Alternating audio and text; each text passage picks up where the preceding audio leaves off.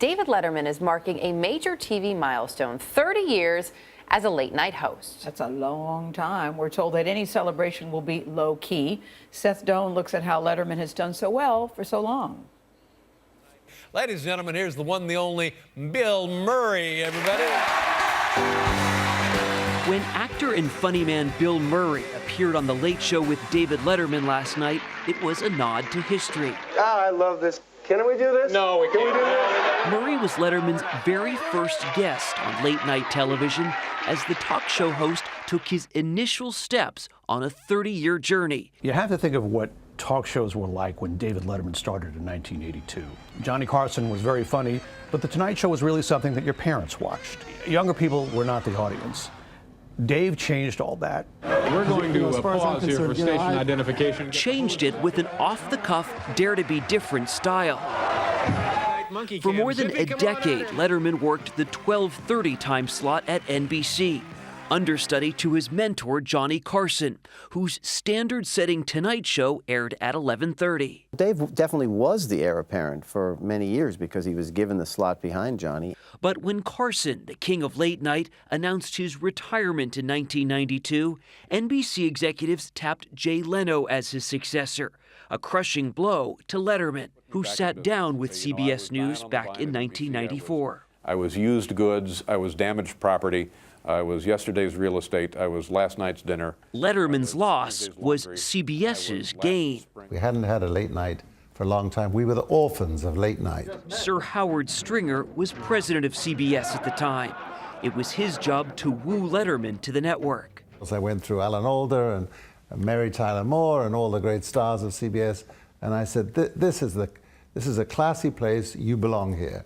The pitch worked, helped out surely by a $14 million contract. I would like to thank them for their generosity. It's The Late Show. Letterman had his 11:30 time slot. CBS had its star. In August of 1993, David Letterman stepped onto the stage of the famed Ed Sullivan Theater, and The Late Show was born. This is not Cats, this is my TV show. I'm in the wrong theater. Oh. With it came the zany antics and shticks that defined Letterman's comedy. And the #1 other Newt Gingrich big idea, open marriages for people named Newt. There you go. Is that a rug? You're talking about my hair. All right, what is that, a swim cap? What are you wearing? And his interviews, which often turn into verbal sparring matches, are just as memorable. I love you, Paris! Love you too. There. Somebody you met in prison? Because David Letterman approached the talk show format with such irreverence, that's emboldened many of the guests to come on and do things that they would never think of doing on television before. So many things over the years have happened on the show that are completely unpredictable. And this is where he went. Look at him. He's closing in on me.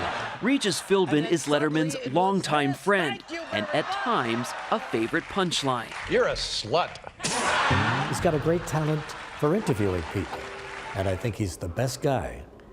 The best guy, and I knew them all, worked with them all, knew them well. The best late night hosts we ever had on television. Letterman has gained the respect of Hollywood stars with a cantankerous yet candid approach. How many times have you been married? A couple. His dry sense of humor, I think he's smart and funny. And as a woman, you just feel very appreciated by David Letterman. He's terrific. I love Dave. Always have. And it's those endearing moments, like the triumphant return to television after heart surgery, Wait till you hear what happened to me. that have made a lasting impression on generations of viewers. At 64, The Late Show host is just 3 years younger than Carson was when he retired. Who knows what can happen in late night? Who knows what changes could make? But we thought we had to keep it, and history has proved us right. He's a permanent player. He can stay as long as he wants to. And for the moment, Dave shows no signs that he's ready to walk away. For CBS This Morning, I'm Seth Doane in New York. You know, he's not only a great revolutionary in terms of bringing new things to television, He's just a fantastic broadcaster, as Regis is. No, I love how Juliana said it's smart and funny. And you know what else I think about David Letterman? A badass in all the right ways, because everybody's trying to get an interview with him, including us. He said no to everybody because he said, I want to say what I have to say on my show. I think that's genius. It's a great show. And his show tonight, guess who's on tonight for the 30th anniversary? Howard Stern. All right. Who's been on more than anybody else. The king of all media. Yes, should be. Must-see TV. Congratulations, David Letterman.